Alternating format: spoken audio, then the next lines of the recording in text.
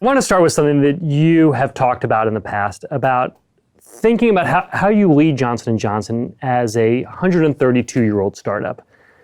What does that mean to you? We're a unique company in that we've got this over 130-year legacy. Everybody knows things like baby shampoo, Band-Aids, these wonderful brands that we have.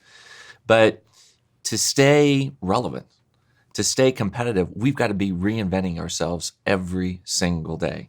So we've got to have this mindset that we are constantly in a startup mode. So if we're not constantly innovating, if we're not relentless on our search and our outreach for new ideas, new technologies, new science, we just can't help touch patients and consumers the way that we need to. You know, it's interesting, Dr. Paul Janssen, who is the founder of Janssen Pharmaceuticals, a company that we purchased back in the 1960s, probably one of the most prolific drug discoverers of all time.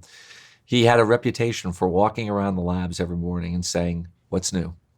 And that's the same kind of spirit, the same kind of inquisitiveness that we try to stimulate and cultivate in our employees and our leaders each and every day. So how does that work in practice? Well, it works by, one, the example, the expectations set by the leadership. Do you walk around asking what's new? Absolutely. Can you walk through what you have done to make Johnson & Johnson's culture accepting of breaking down these silos, and then also how you take that out to the market? Absolutely. Well, it starts with keeping the patient, the consumer, in the center of everything that we do.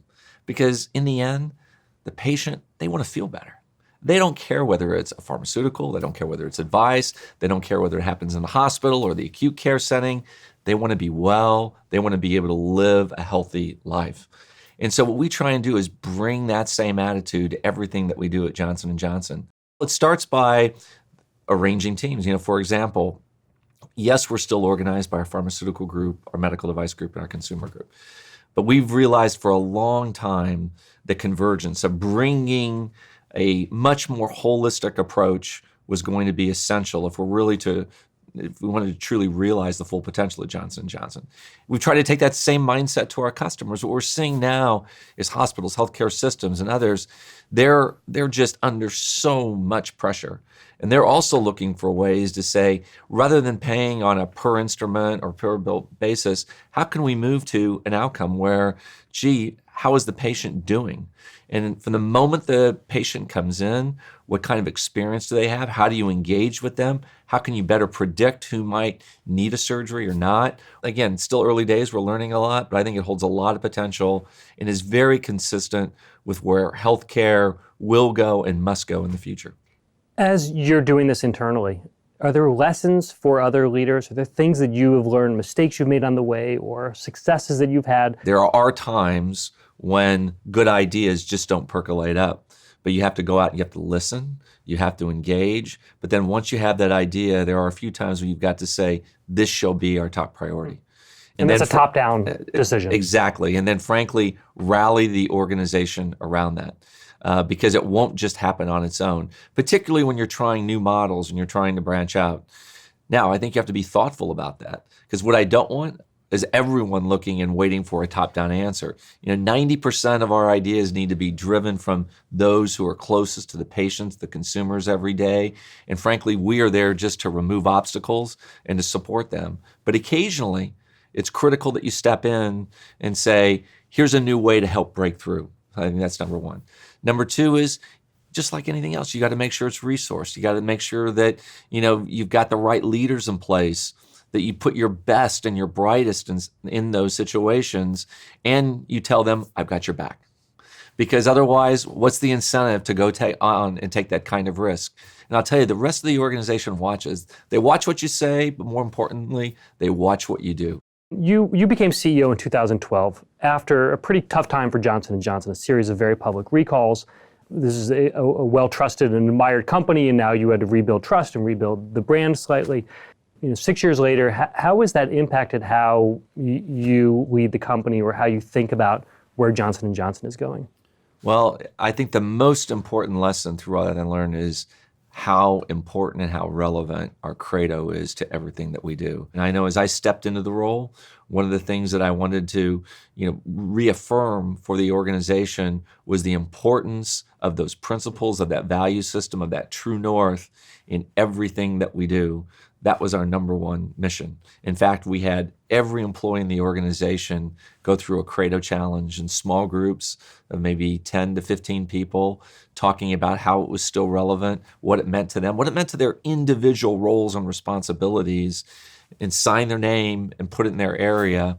And I think that's been a primary driver of a lot of our success, since then, in making sure that, we stay on the right course. I know you guys just recently did a study with Tufts about this. Would you talk a little bit about what you're studying, what you're looking for in terms of employee wellness and what you've discovered?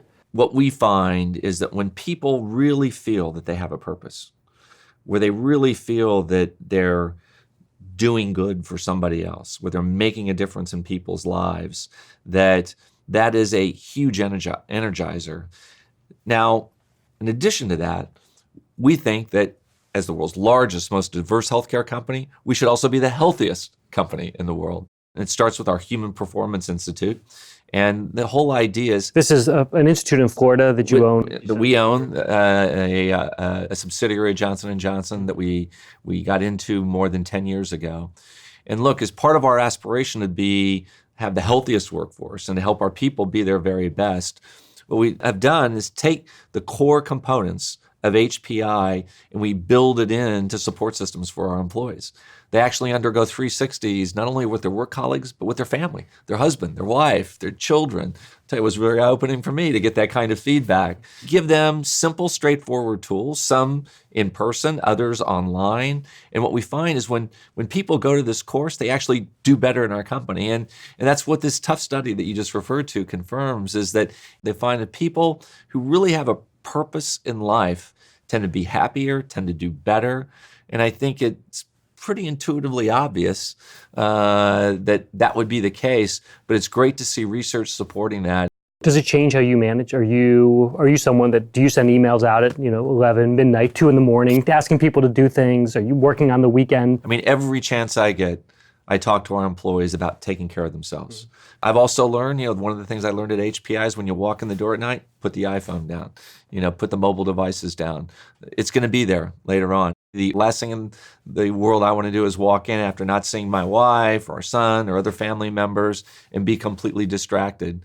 Do you do it? I do it. I Every put night? it down. I don't have it. I don't have it by my bedside when I sleep at night, and and it helps me again stay focused on what's really important.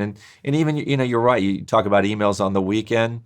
I tell all of my colleagues in Johnson & Johnson that, look, over the weekend, if you receive an email from me, that unless I have urgent associated with it, you don't need to get back to me until the following week.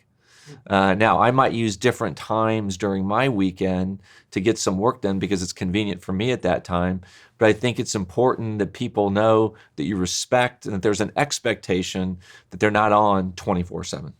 You came up through sales. How does that inform who you are today? Well, it was an incredibly meaningful place for me to start. I mean, prior to that, I served in the Army, and it was my entry point into a great organization like Johnson & Johnson.